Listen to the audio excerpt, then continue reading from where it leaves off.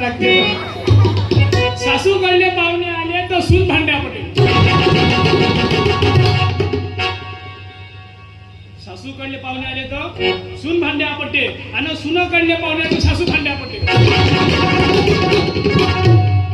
आणि दोघी कडले जर गाडी यायच्या घरी भांगडा गरबा डिस्को डान्स सुरू होते. आणि तो बिचारा ठोकून पाहून आमचा काका बाप पावलातून आला का बिचारा त्याने तुम्ही सुखानं 2 घास खाऊ देता भांडे आजार आपण करत. तो समजून जाते का घरामध्ये काहीतरी तांगोड झालेला आहे. पण त्याचा आता नाईला जाते इकून मायला येते तिकून बायको राहते. आणि जसा तो जेवण करून आपल्या बेडरूम मध्ये गेला तशा तुम्ही समजून जाता शेर पिंजरे में फंस गया.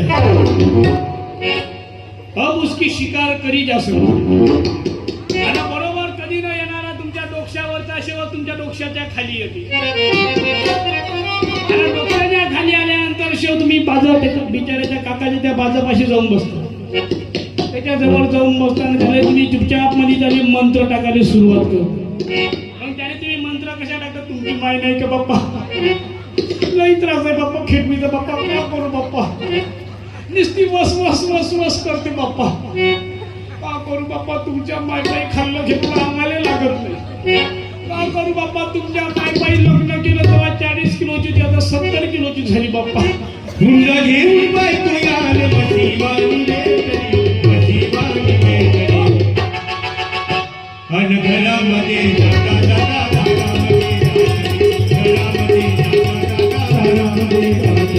दारामध्ये दाटली दारामध्ये दाटली दारामध्ये दाटली दारामध्ये दाटली घरामध्ये जाता जाता दारामध्ये दाटली घरामध्ये जाता जाता दारामध्ये दाटली. पहिल्याच्या काळात काकू ज्या माई बापाने ज्या जोडप्याने जायले पोरं होते पोरं त्याची एवढी मस्ती आबाळात गेली होती व ते म्हणत होते पोरीचा बाप जर का 10 लाख हुंडा देईन तरच त्याची पोरगी करीन, नाही तर करणार नाही म्हणे. हुंड्यासाठी लग्न मोडले काही काही न. तुमच्या गावातल्या नाही बरं काका, तुमच्या गावात एकच तशी नाही हुंडा गिंडा घेणार एकही नाही. बायचान्स घेऊन टाकते 10-5 रुपये, 4-5 गोदरेजच्या अलमाऱ्या, 1-2 LED TV, 4-5 फ्रीज त्या घेऊन टाकते. पण बाकी जास्त काही पैशामध्ये काही मागत नाही. 2-4 तोडे सोनं घेऊन टाकते लागत.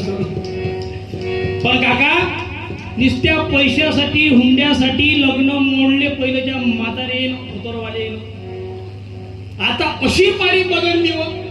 कारण तुकडोजी महाराजांना भजन लिहिलं होतं काय, कोण दिवस येई कसा कोण जाणतो, कोण दिवस येई कसा कोण जाणतो, कोण दिवस येई कसा कोण जाणतो, कोण दिवस येई कसा कोण जाणतो, कोण दिवस येई कसा कोण जाणतो. एक दिवस हत्तीवरी वीरवती जानवऱ्या परी वीरवती जानवऱ्या परी एक दिवस मीठ भाकरी डारी मागतो, कोण दिवस येई कसा जाणतो, कोण दिवस येई कसा कोण जाणतो. आता अशी पाळी बदलली. आता लग्नाच्या पुट्याने हे घे एकही पट्टी फिरवते. प्रत्येक गावामध्ये पाहणं तुम्ही अडून नको. प्रत्येक गावामध्ये पहा तुम्ही काही काही अजून 35च्या घरात गेले परंतु त्यावर शुभमंगल नाही. ते बिचार दररोज झोपत आणि स्वप्नामध्ये विचार करते की ह्या तरी वर्ष आपलं संबंध बाप्पा म्हणते की यंदा यावं माझं नाव साजणीच्या मुखानं यंदा यावं माझं नाव, साजणीच्या मुखानं यंदा यावं माझं नाव, साजणीच्या. येऊन जाईल गडबड नको. मग याचं नाव असं येत नाही तसं येत नाही. मग आता याचा नाही का मग हे का करते काकू आपल्या मोबाईलच्या वॉलपेपरला एखाद्या हिरोईनचा फोटो ठेवून देते. आणि त्या हिरोईनचा फोटो ठेवून दिल्याबरोबर हे काय की दररोज रात्री झोप जाईल. मग तिचे मुके पपीते पपीते पपीते पपीते पिंट्याला या पिंट्याला या प्रेम बघायला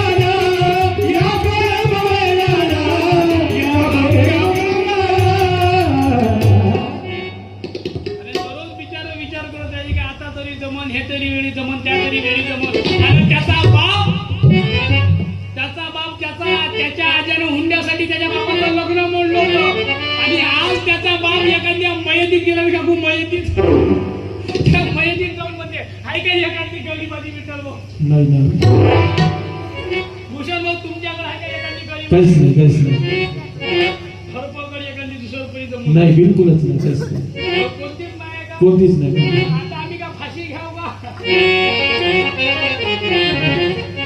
बरं पोटेले बायका मिळत नाही प्रत्येक गावामध्ये तुम्ही पहा गावागावाला तुम्ही हे करा सर्वे करा 1000 पोरं आहे मागं 700 पोरी आहे 300 पोटेले वरती घेत नाही त्या पोटेले काही दिवसांना सोडायचं कमी येते कारण पोरीच नाही तर भेटणार पण नाही बरं पोरी नाही याच्यात दोष पोरायचा आहे का मधुकर पाटील नाहीये याच्यात दोष 100% मायबापाचा दोष आहे काऊन कारण मागच्या दशकात आम्ही काय केलं गर्भात चेक केले आणि गर्भात जर का पोरगी जर का दिसली आम्ही त्या पोरीले गर्भात मारून टाकलं ते पोरगी आपल्या मायले सांगायची आई मला जन्माने येऊ दे ग आई मला जन्म घेऊ दे मला तुझ्या पोटी येऊ दे आता तुझे पूर्ण पांग फेडून टाकेल ग आई फक्त मला एकदा जन्माने येऊ दे आई मला गर्भात मारू नको आई मला गर्भात मारू नको जन्मास येऊ दे पोटी तुझ्या जन्मास येऊ दे पोटी तुझ्या स्मशानात जाऊ नको आई मला गर्भात मारू नको आई मला गर्भात मारू नको त्या पोरी अरे मुलगा मुलगी एक हम दो हमारे दो आता सगळ्यांना जागृत होण्याची गरज आहे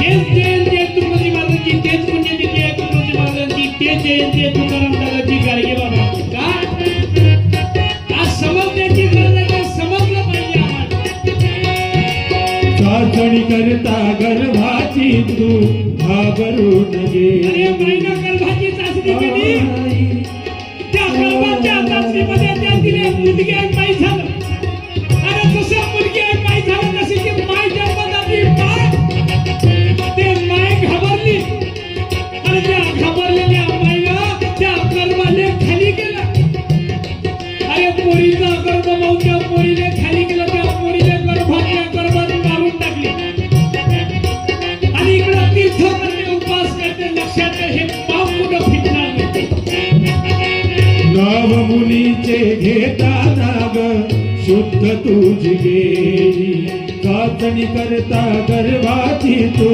घाबरून गेली तुझ्या लाडकीला तुझ्या लाडकीला तू वेदनेने जाऊ नको आई मला गर्भात मारू नको आई मला गर्भात मारू नको जागृत होण्याची गरज आहे हेच आहे तुकडोजी महाराजांची पुण्यतिथी हेच आहे गाडगे बाबाची जयंती हेच आहे शिवाजी राजाची जयंती कारण तर आता गरज आहे आणि आज आम्ही पाहतो त्या शेतकऱ्याने जगाचा पोशिंदा म्हणून संबोधलं गेलं त्या कास्तकाराने जगाचा पोशिंदा म्हटलं तो जगाचा पोशिंदा असलेला शेतकरी कास्तकारच फाशी घेतात या शेतकऱ्याच्या पुढच्यावर तुम्ही आम्ही मजा मारता हो तो जगाचा पोशिंदा तो कास्तकारात फाशी घेत आहे त्या शेतकऱ्याची परिस्थिती बिघडली याच्यासाठी नयनपालचं कीर्तन अरे का कास्तकाराला फाशी घ्यायला लागते का एखादा कलेक्टर IPS फाशी घेत नाही का त्याच्यावर फाशी घ्यायची वेळ येत नाही का आमच्या शेतकऱ्यावर कास्तकारावर फाशी घ्यायची वेळ येते जगाचा पोशिंदा म्हणून ज्या शेतकऱ्याला मिरवल्या गेलं त्याने डोक्यावर घेतलं आज आमच्या देशाची परिस्थिती एवढी खराब आहे ज्या विदर्भाले पांढऱ्या सोन्याचं म्हणून ओळखल्या, पांढऱ्या सोन्याची खाण म्हणून ओळखल्या गेली, त्या विदर्भामध्ये तो विदर्भ आज शेतकऱ्याच्या आत्महत्येसाठी बसला. अरे ज्या विदर्भात तुकडोजी महाराजांसारखा संत झाला, जो देशासाठी जाहिरात केला, ज्या संताने विचारलं महाराजजी तुमची खुशी कशामध्ये आहे, तुमच्या चेहऱ्यावर तो चिरस्थायी आनंद कधी येईल, त्यावेळी वंदनीय महाराजांनी उत्तर दिलं, ज्यावेळी माझ्या देशाच्या कास्तकाराचे चांगले दिवस येईल त्या दिवशी माझ्या चेहऱ्यावर आनंद येईल. पण आज त्या शेतकऱ्याची आज आम्ही अवदशा पाहतो तर काय, त्या शेतकऱ्याच्या घरावरचे कौल अजून बदलत नाही का? अरे ज्या कास्तकारांना राब राब वावरात राबलं, ज्या कास्तकारांना आपला घाम आपल्या वावरात सांडवला, त्या कास्तकारांना आपल्या रक्ताचं पाणी केलं, हाडाच्या काड्या केल्या. अरे ते धान्य पीक पिकवलं आणि त्या पिकाचा भाव करण्यासाठी दुसरे दलाल येऊन बसले. विचार करा त्या कास्तकाराने, ज्याच्या भरोश्यावर तुम्ही आम्ही मजा मारताव, तो जगाचा पोशिंदा शेतकरी आज फाशी घेत आहे. तुझ्या भरोश्यावर जग मारते रे मजा, फाशी नको घेऊ माझं ऐक बडी राजा, फाशी नको घेऊ माझं ऐक बडी राजा. तुझ्या भरोश्यावर तुझ्या भरोश्यावर जग मारते रे मजा, तुझ्या भरोश्यावर जग मारते रे मजा, फाशी नको घेऊ माझं ऐक बडी राजा, फाशी नको घेऊ माझं ऐक बडी राजा, फाशी नको घेऊ माझं ऐक बडी राजा. अरे वंदनीय महाराजांनी ग्रामगीता लिहिली, वंदनीय महाराजांनी ग्रामगीता लिहिली. ते ग्रामगीता त्यांनी कोण्या संतांनी अर्पण केली, कोणत्या महंतांनी अर्पण केले, ना आपल्या गुरुले अर्पण केली, ना आपल्या वडिलांनी अर्पण केली, ना आपल्या मायेला अर्पण केली. ती ग्रामगीता तुकडोजी महाराजांनी या देशाच्या बळीराजाला अर्पण केली, शेतकरी राजाला अर्पण केली का? कारण त्यांनी जाणले होते या देशाचा खरा कर्णधार जर का कोणी असेल तर तो जगाचा पोशिंदा शेतकरी आहे. तुझ्या पाठी तुझ्या कुटुंबाचे होय, कुटुंबाचे होय. सर्व शेतकरी बांधवांना विनंती आहे, शेतकरी बापाले विनंती आहे, अरे परिस्थिती आज ना उद्या सुधरल, आजचं कर्ज उद्या फिरल, पण त्यासाठी तुम्ही आपल्या जीवाचा घोड घेऊ नका. तुम्ही तो शेतीमध्ये जा, राबा राब राब राबा. अरे लाखोचे कर्ज, करोडोचे कर्ज असणारे ते सोडून पडते, त्याचं कोणी काही वाटलं करत नाही. 4-2 लाख रुपयासाठी तुम्ही फाशा घेता. तुझ्या पाठी तुझ्या कुटुंबाचं काय होईल, पुढे हाल होईल, ते हाल हाल होईल. अरे तेवढा कोण नीरव मोदी पळाला, करोडो रुपयाचा घोटाळा करून तो पळाला, त्याचं कोणी काही वागलं गेलं नाही. तुम्ही शेतकरी आहे, तुम्ही जगाचे पोशिंदे.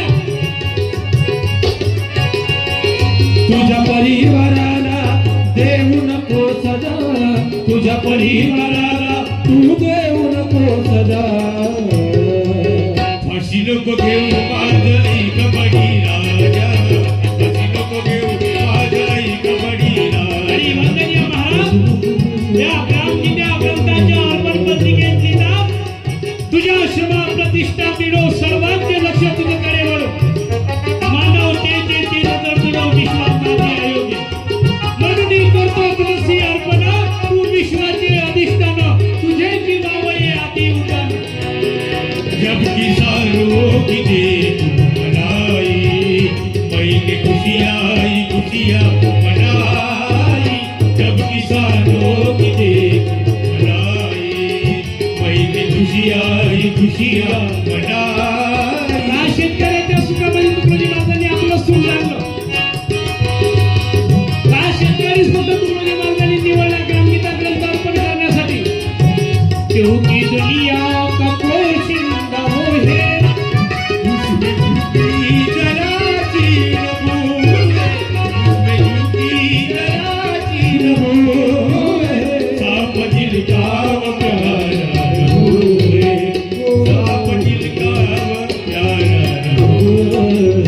उसके सबसे बड़ी बादशाही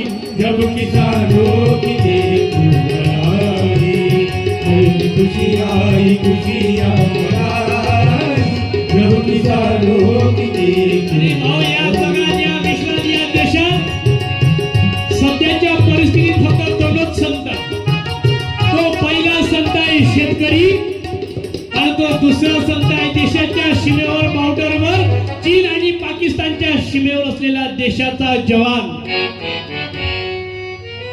अरे पाठीवर वजा आहे, हातामध्ये बंदूक आहे आणि पोरगा देशाच्या सीमेवर उभा आहे आणि माय कीर्तनात बसून आहे का. एखादी माय ज्या मायचं पोरग देशाच्या सीमेवर आहे असं तर त्या मायनं उभं आहे का. ते बहादर माय ज्या बहादर मायचं पोरग ज्या बहादर बाबाचं पोरग देशाच्या सीमेवर उभं आहे का एखादी तरी माय तो आहे ना. उभ्या व्हा ना लाजता गाऊन. अरे पोटे पोरीच्या लपड्यात मरत आहे, तुमचं पोरग तर देशाच्या सीमेवर जाऊन उभा आहे. ते सांगत आहे पाकिस्तान नाही मालेले, अरे या ताकद असेल तर माझ्या देशावर या, तुमची खांडोडी केल्याशिवाय सोडणार नाही. आहे का ते माई तो ठेंगणे गाऊ आहे का. या ठेंगणे गाऊ मायमुखे म्हणा कुणाची गणना कोणाचा दिवाकर काका ठेंगणे आहे का उपस्थित येतो. त्या वाटे पोरगा देशाच्या सीमेवर.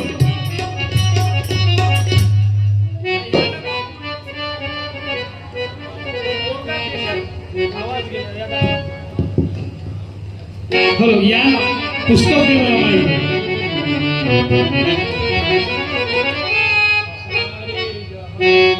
जब देश में की दिवाली तो खेल रहे थे होली, जब हम में घरों में वो खेल रहे थे होली, वो खेल रहे थे होली, जवानों अपने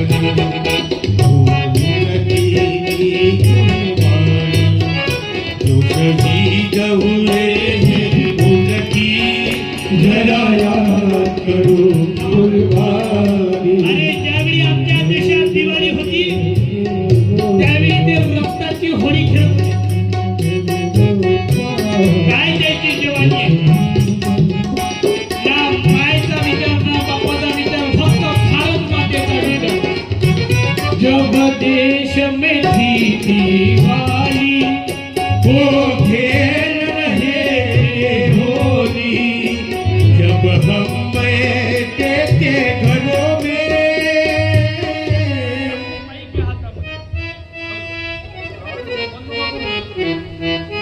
हॅलो काय नाव आहे काकू तुमचं. शारदा काकू. भाऊ आले नाही का इतक्यात. हो तुमचा बापू प्रफुल्ल भाऊ. प्रफुल्ल नाव आहे ना. हो प्रफुल्ल भाऊ नाही आले का. उद्या क्या बात आहे. टाळ्या वाजवा. उद्या उद्या येणार आहे. माहितीच्या चेहऱ्यावर आनंद आहे का. पुढचा घोडा देशाच्या सीमेवर आहे माहित आहे. समोर सैन्य उभं आहे दुसऱ्या देशाचं.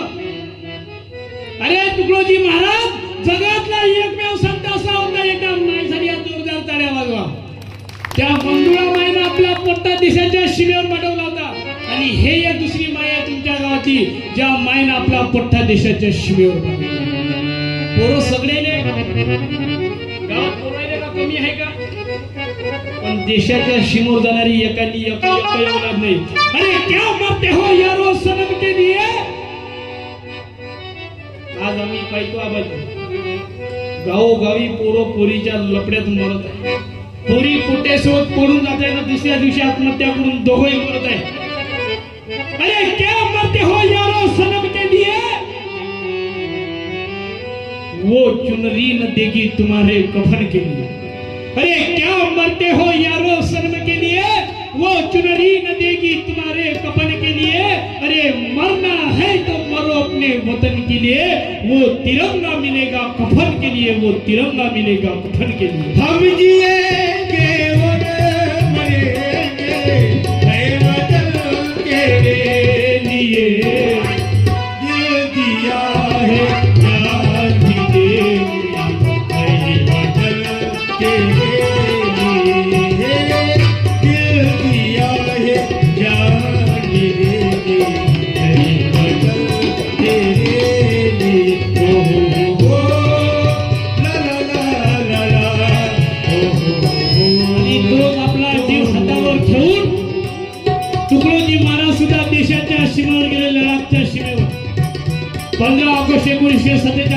देश स्वातंत्र्य झाला. आम्ही इथपर्यंतचा इतिहास पाहिला. 15 ऑगस्ट 1947 सोनियाची पहाट उगवली, आमचा देश स्वतंत्र झाला. पण आमचा देश स्वतंत्र झाल्यानंतर पुन्हा 1962 मध्ये आमच्या देशावर पारतंत्र्य येण्याची वेळ आली. का पारतंत्र्य येण्याची वेळ आली? कारण देशावर चीन आणि पाकिस्तान या दोनही देशांनी एकत्र येऊन आमच्या देशावर आक्रमण करण्याचा विचार केला, आमच्या देशाने गुलामगिरीत टाकण्याचा विचार केला. त्यावेळी राष्ट्रपती, संरक्षण मंत्री आणि पंतप्रधान पंडित जवाहरलाल नेहरू होते त्यावेळीचे. या सर्वांची बैठक झाली, मिटिंग झाली. त्याच्यात त्यांनी विचार करत होते आता करायचं काय. तत्कालीन संरक्षण मंत्र्याचा राजीनामा दिला आणि ते पद सोपवलं यशवंतराव चव्हाण, महाराष्ट्राचा सुपुत्र, त्याच्याकडे सोपवलं. आणि हे वार्ता गेली तुकडोजी महाराजांच्या कानावर 1962 दिवस. आणि त्या 1962 मध्ये तुकडोजी महाराजांच्या कानावर वार्ता केली की देश संकटामध्ये आहे, देश गुलामगिरीत जाण्याच्या पथावर आहे, देश गुलामगिरीत जाऊ शकते. कारण चीन आणि पाकिस्तान या दोन्ही देशांनी एकत्र येऊन आमच्या देशावर आक्रमण करण्याचा विचार केला. तुकडोजी महाराजांच्या डोळ्यात पाणी आलं. अरे, ज्या देशाच्या स्वातंत्र्यासाठी भगतसिंगांना आपल्या वयाच्या 23व्या वर्षी फाशी घेतली, ज्या देशाच्या स्वातंत्र्यासाठी महात्मा गांधींनी आपल्या छाताळावर गोळी घेतली, ज्या देशाच्या स्वातंत्र्यासाठी बिरसा मुंडा झटले, बाबूराव शेडमाके झटले, ज्या देशाच्या स्वातंत्र्यासाठी 23व्या वर्षी राजगुरू सुखदेव सारखे जवान झटले, हे सर्व जवान आपल्या देशासाठी गेले, कमी वयात तरुण वयात गेले. आणि त्या देशामध्ये पुन्हा आता पारतंत्र्य येणार, ही गोष्ट तुकडोजी महाराजांनी खटवली नाही. तुकडोजी महाराजांनी गाडी काढली, हातात खंजीर घेतली आणि तुकडोजी महाराज त्या लढाच्या सीमेकडे गेले, सीमेकडे चालायला निघले. वंदनीय महाराजांची गाडी त्या लढाच्या सीमेकडे जायला निघाली आणि गाडीत बसून असताना वंदनीय महाराजांना त्यांच्या त्या भजनाची आठवण झाली, जे भजन वंदनीय महाराजांनी नागपूर ते अमरावती हायवेवर लिहिलं होतं. ते भजन काय होतं तुकडोजी महाराजांचे बोल. तुकडोजी महाराजांना त्यांचे बोल आठवले. तुकडोजी महाराजांचे डोळे पाण्यानं डबडबल्या गेले होते. का? कारण देशावर एवढं मोठं संकट आलेलं आहे आणि देशाचा जवान मात्र सुट्ट्या काढत आहे. वंदनीय महाराजांना ते भजन आठवलं, मेरे प्यारे सुंदर भारत पर दुश्मन की नजर ना लगे, अरे जो भारत की आजादी पर परदेसी नजर ना लगे, अरे तो मेरे प्यारे सुंदर भारत पर दुश्मन की नजर ना लगे, अरे तो अरे ते स्वातंत्र्य काही आम्हाला फुकट भेटलं नव्हतं. त्या देशाच्या स्वातंत्र्यासाठी काही क्रीडांनी प्राण दिले, आपल्या प्राणाच्या आहुत्या दिल्या, आपलं रक्त सांडवलं. शिवाजी महाराज, संभाजी महाराज, डॉक्टर बाबासाहेब आंबेडकर देशाची घटना दिली कोणासाठी? देशासाठी. आणि तो देश आज पुन्हा गुलामगिरीत जाणार. वंदनीय महाराजांना खडवलं नाही. वंदनीय महाराज ताब्यात दिला. मुश्किल से पाया है स्वराज, वीर बापू का है सिरताज, वीर बापू का है सिरताज. देशाचं स्वातंत्र्य, आमच्या देशाचं स्वराज्य म्हणजे महात्मा गांधीच्या डोक्यावरचं शिरताज आहे. आमच्या देशाचं स्वातंत्र्य म्हणजे बाबासाहेब आंबेडकरांच्या बोटाचा इशारा. आमच्या देशाचं स्वातंत्र्य म्हणजे शिवाजी महाराजांची ती तलवार. आमच्या देशाचं स्वातंत्र्य म्हणजे संभाजी महाराजांचं ते त्याग, ते बलिदान. आमच्या देशाचं स्वातंत्र्य म्हणजे भगतसिंगाच्या तो फाशीचा तो. मुश्किल से पाया है स्वराज, वीर बापू का है सिरताज. कई वीरों ने कुर्बानी कर सुन के दिन बदलाए, मेरे प्यारे सुंदर भारत पर दुश्मन की नजर ना लगे, अरे तो अरे तो वंदनीय महाराज देशाच्या सीमेवर जाऊन पोहोचले आणि त्या लढाच्या सीमेवर जाऊन पोहोचले. आणि वंदनीय महाराजांना बघते तर काय, सर्व जवानांमध्ये एक वेगळा जोश आला. सगळ्या जवानांमध्ये जोश आला. 1962 मध्ये तुकडोजी महाराज लडाखच्या सीमेवर गेले.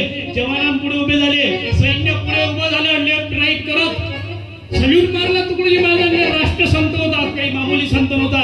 जगाच्या पाठीवर फक्त एकच संत आहे ज्याने राष्ट्रसंत संबोधले गेले. आणि का संबोधले गेलं? कारण तो एकटाच संत होता जो देशासाठी जैलात गेला. तो एकटाच संत होता जो देशाच्या स्वातंत्र्य लढ्यात उतरला. तो एकटाच संत होता जो देशाच्या सीमेवर गेला. म्हणून राष्ट्रसंत फक्त एकच तुकडोजी महाराज, दुसरा कोणीच नाही.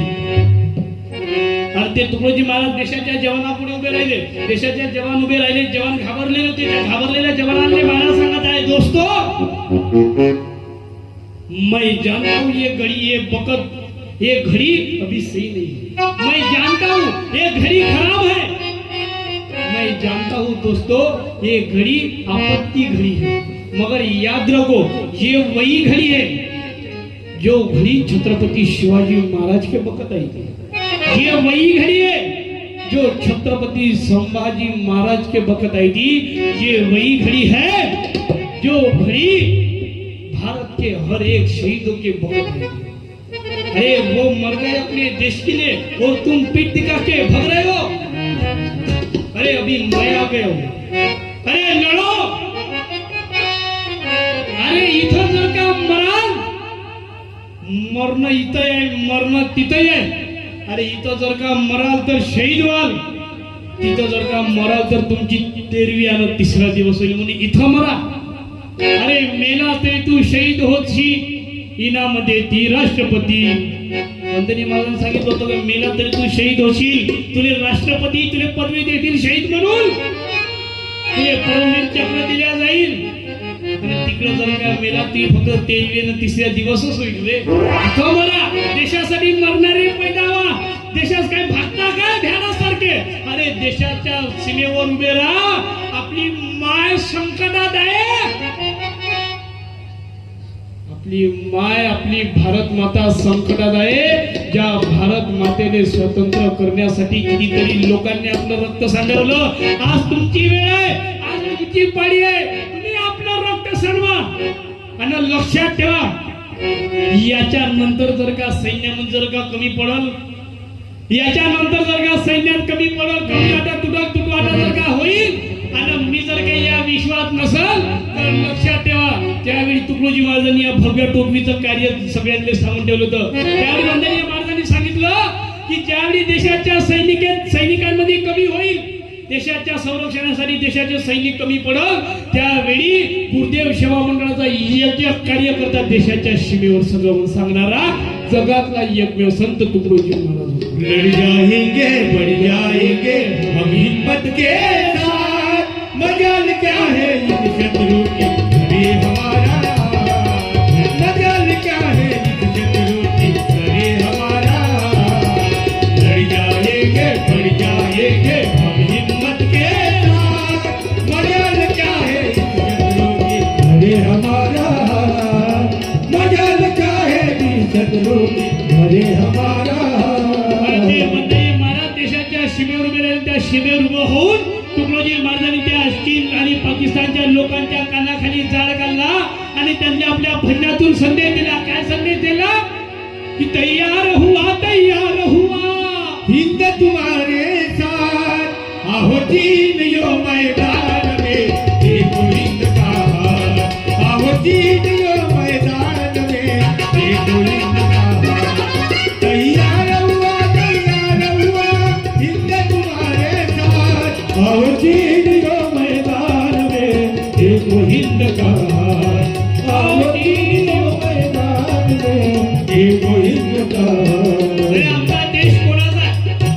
आमचा देश त्या गुरु गोविंद सिंहाचा आहे. आमच्या देशाची फौज म्हणजे त्या महाराणा प्रतापाची आहे. आमच्या देशाचं सैन्य म्हणजे शिवाजी महाराजांचे मावळा आहे. देखो मर्दों की बारी, शत्रु का उतरेगा पानी. शत्रु का उतरेगा पानी. शत्रु का उतरेगा पानी. गुरु गोविंद की फौज है. गुरु गोविंद की फौज है. उनकी न झुके फायर निशानी. उनकी न झुके फायर निशानी. मार बरान सिकोने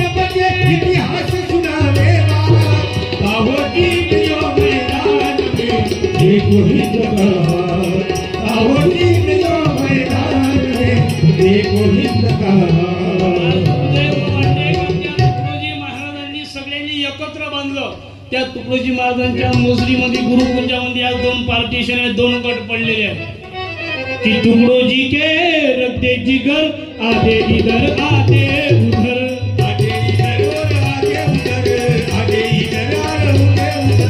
तुकडोजी के रद्दे जिगर आधे इधर आधे उधर आधे इधर आधे उधर आधे उधर. अरे ते गेले देशासाठी. तुकडोजी महाराज गाडगे बाबा हे गेले देशासाठी. अरे भगतसिंग गेला वयाच्या 23व्या वर्षी आपल्या देशासाठी आणि आमचे पोट्टे जाते फक्त देशीसाठी आणि जास्तीत जास्त केलं एखाद्या पोट्टीसाठी. पोट्टे पाहणं तुम्ही मरून राहिले का पुरीच्या लपड्यामध्ये काका? जवान शेतकरीच मरत नाही आता. बाप आबाजी बाप वावरात डवरे वाहू मरते. बाप वावरात डवरे वाहू मरते ना. पोट्ट त्या क्रिकेट खेळणारे त्या खेळाडूचे धावा रन मोजते. अरे सचिन तेंडुलकरने भारतरत्न दिला. आम्हाला विरोध नाही सचिन तेंडुलकरचा. त्या सचिन तेंडुलकरने भारतरत्न दिला. त्याने फक्त क्रिकेट खेळलं म्हणून.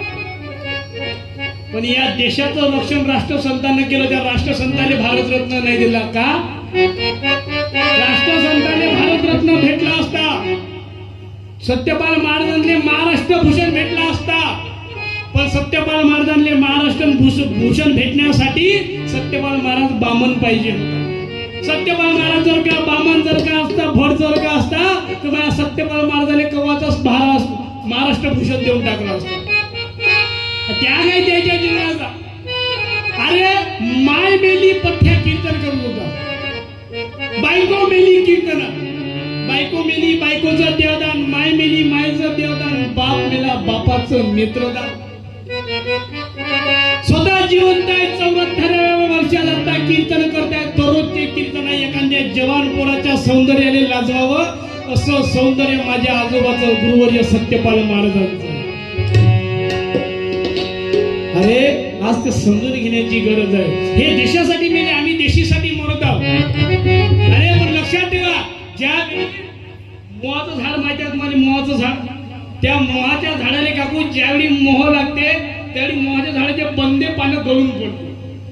ज्यावेळी मोहाचं झाड नंग होते त्यावेळी त्याला मोह लागते. त्या मोहापासून दारू बनते. मग हे दारूचे लोक पिते ना, हे दारू यायला कधी पण सोडत नाही माहिती का? जोपर्यंत पुढे नंगे होत नाही तोपर्यंत येईल दारू. कि 25 ग्राम मारू तो रस्ता भूल जाऊ, 50 ग्राम मारू नादी में गिर जाऊ.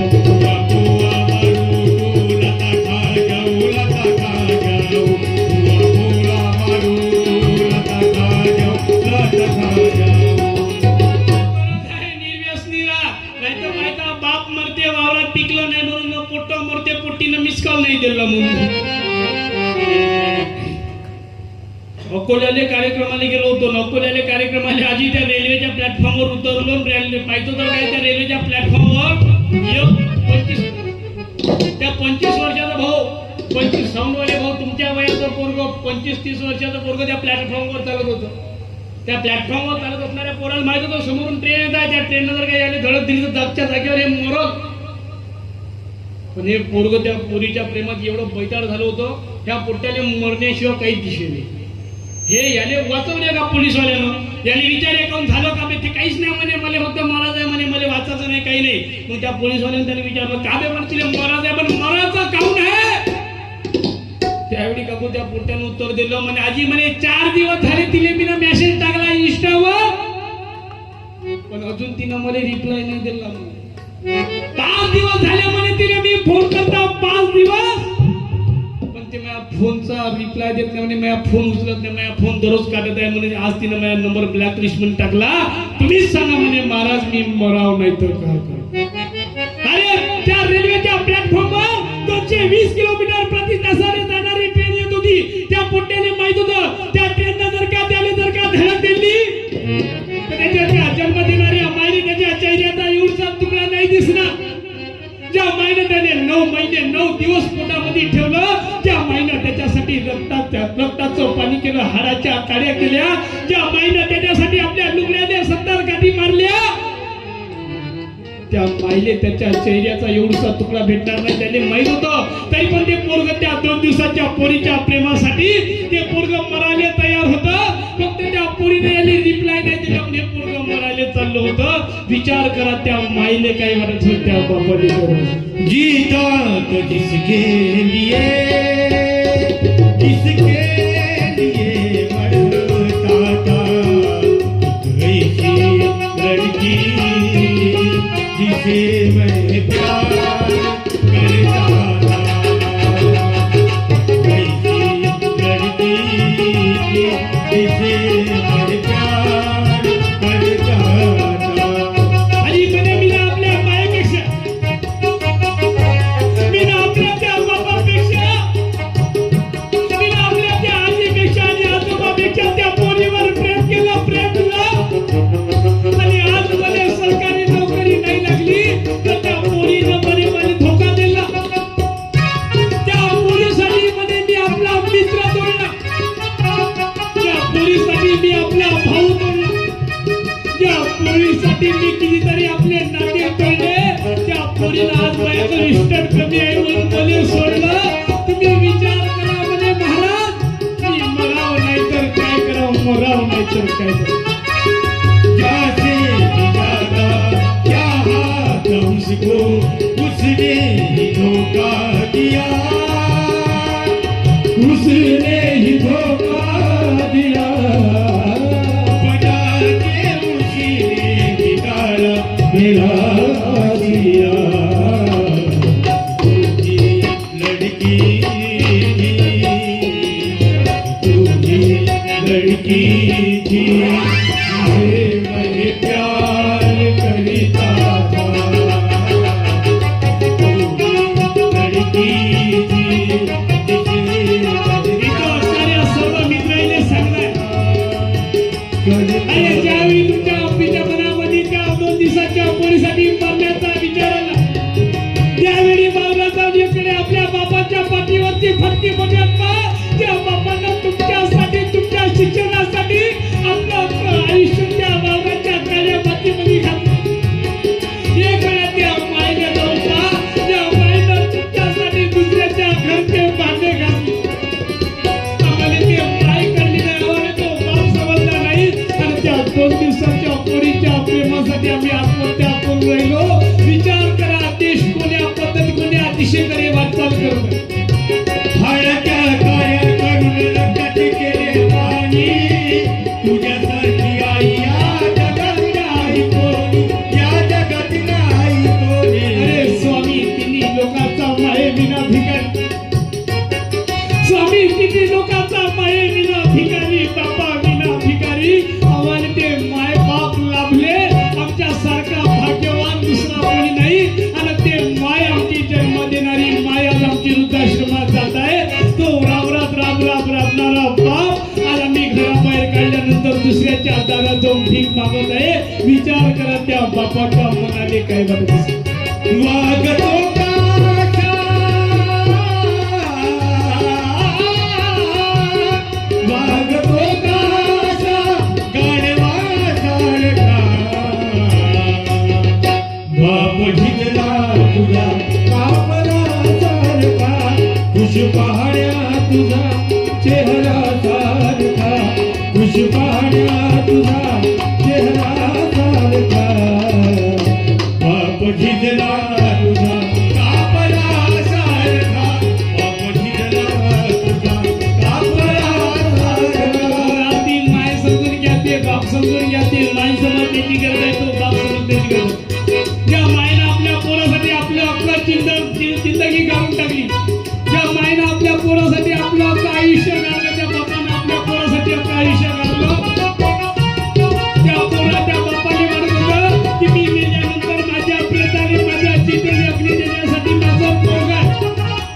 पण त्या 70 वर्षाच्या बापाचं एवढं दुर्दैव, त्या 70 वर्षाच्या बापाचे हात धरधर कापत होते. त्या 70 वर्षाच्या बापाचे हात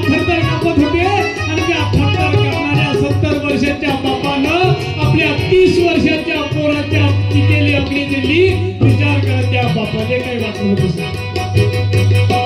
मी तुझ्यासाठी जीवन जाळले बाळा, तुने नाही पाणी पाजले.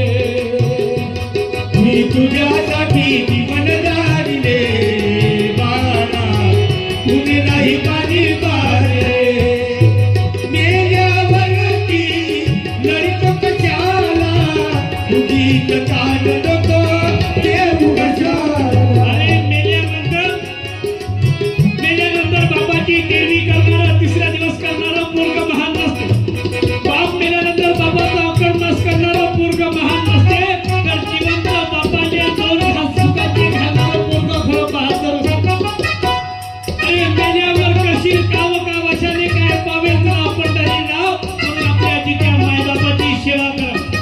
मेल्यावरती लढतो कशाला, उगीच ताण नको देऊ कशाला. तुला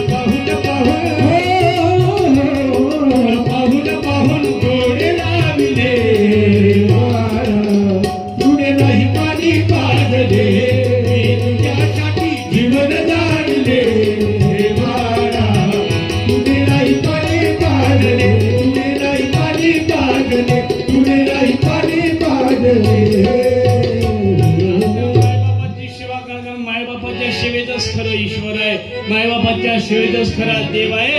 मायबापाच्या सेवेत खरा परमेश्वर आहे. अरे ज्याने माय